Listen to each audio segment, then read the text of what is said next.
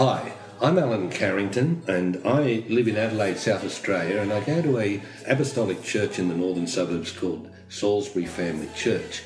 And we wanted to take some time together to talk to you about a vision, about a concept, about a hope. And it's actually called the House of Hope. And I have 4 people from our church here. We have the pastors, we have Mike and Anne, and we have Sam and Abby. Tell me, what is the House of Hope? House of Hope is something that evolved out of a vision that God gave us to rescue children. So is it an orphanage? No and yes. It rescues children that are orphans, but it's also a discipleship training concept for young children as well. And whereabouts is it? It's in North Sumatra. It's about 6 hours out of Medan City. And the whole concept that we have as a baseline is that it's not an institution. It's actually a family group with parents that care for children in that family setting rather than them being institutionally based. We believe that the best way that you can love a child and the best way that you can disciple a child for Jesus Christ is to be a parent and to love them in that process. How did it all start? Was it a place, or where did it come from? It actually came out of a vision that God gave me way back when my children were very young, which is going back over 20 years ago. And that vision, while it was in the back of my mind for many, many years, it came back to the forefront in 1999, and God started to clearly direct us that what I had seen in a spiritual encounter with Him was actually to become a reality. And that's where we started to pursue the House of Hope. And that's where we started to look for land. Did you have any contacts in Indonesia? At the time we did, we were working with a network of churches, and I was going over there on missions trips. Right. We actually thought that we would have been initially involved in Thailand, but God directed us to Indonesia. And once we found, after the tsunami, on that Boxing Day tsunami, and the many hundreds, in fact thousands of children that were orphaned, God spoke very clearly to us that where we were is where we could do it in Sumatra. So we purchased land there. That's when it started. And then you built it? Yes, we built it. Built it, and Sam and Abby went over there for 6 months to help with construction and quality control. So you, Sam and Abby, were from the ground up. It was a flat piece of land, and you guys got there with other people from the church, wasn't it? It was just basically a rice paddy at the time, and it was just land with not even a road going through really the land. And so we had to really start from scratch and build a road to even get the trucks onto the land in the first place. What year was that? That was 2006. Where did the kids come from? Kids came from Nias Island after the tsunami, because Nias was hit very badly by the Boxing Day tsunami. The whole city, the whole island was devastated along the coast. So the majority of our children came from Nias Island. How many children are in there now? There's 45 children there now, and while we started with the first 7 children from Nias Island, our children cover a wide range. Some of them are local Sumatran children, some are from Java, some are Ambonese, and some are from Nias Island. So they must have a full-time staff as well, do they? There must be people looking after them. Yeah, there's full-time staff, several carers. Okay. Yeah, so there's quite a lot there. How many buildings is it? What's it look like? There's a complex of about 4 acres, 5 acres, and we've got 4 buildings on site now. Each of those houses will accommodate about 18 children, and plus we have staff, the house managers and so on. We've been building it over a period of time. The first couple just before us went and just checked out the basics of just landscaping, as in measuring things and doing walking around and finding how much room we had to build. Yeah. And when we got there, we actually started the building process, laying all the gravel that went all over the land to get a bit of base, and then concrete, and then basically timber, and then the Indonesian government was supportive of all this? The government really weren't involved at the start, but they've certainly got on board now. We sort of were, I think the mayor knew at the time, and maybe a couple of other officials, but there wasn't really any real heavy government people in there at the time. Are they supportive of it?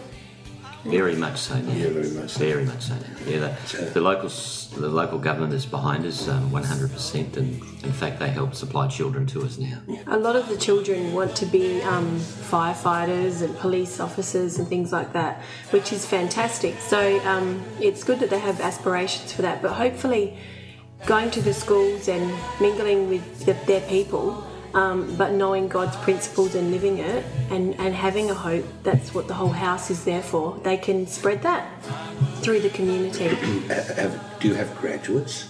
Well, at this stage, our oldest child is 15 and our youngest is 3. And our commitment to the children is not just up to a certain age. Our commitment to each individual child is for them to be educated to the fullest extent of their capability. And so eventually we hope to see our children go on to universities and into professions that will make a big difference in their nation. How close to capacity are you with the physical resources that you've got? Currently we have room for 5 more children. 5 more children.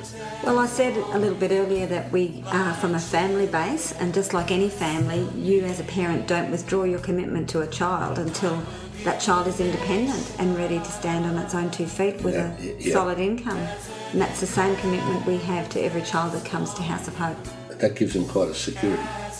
It gives them lifetime security, and we see that some of them may move on to different areas depending on where they work. Some may move into churches because there's a few that really want to serve God full time, and others may actually come back as employees and as carers for us in the future. 50 people. How do we feel? With rice. From the rice paddies. On the rice. It's basically funded from our church. Yeah, okay, so I wasn't actually referring to the money. But you mentioned some farm. Tell me about that. Our dream was always to have an eco farm so that eventually it could be self-sufficient and not rely on funds from elsewhere, but could actually support it itself. Is that still a dream or is it reality? No, it's starting. It's starting to become a reality, yeah. It's in the process of becoming a reality. We've purchased land, there's crops growing.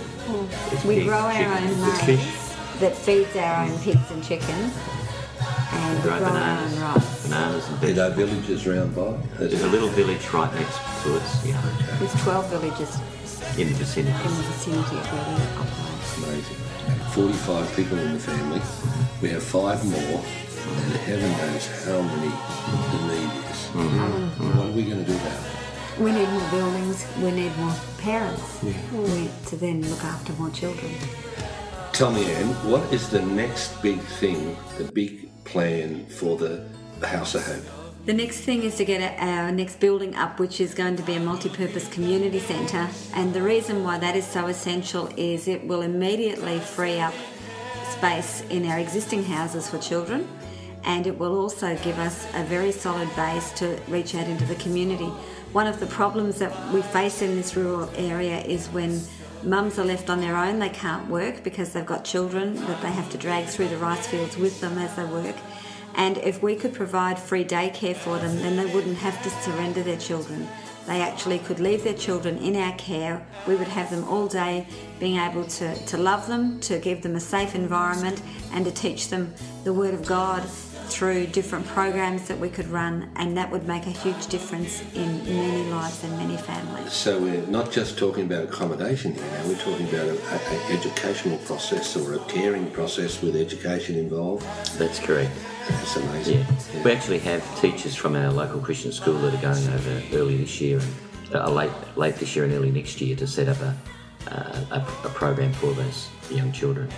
Challenge we have is to get someone on ground that's going to be quality control and handle the money for the building project, because obviously it costs a bit of money and we need volunteers that are going to manage the funds and make sure that the work is done well.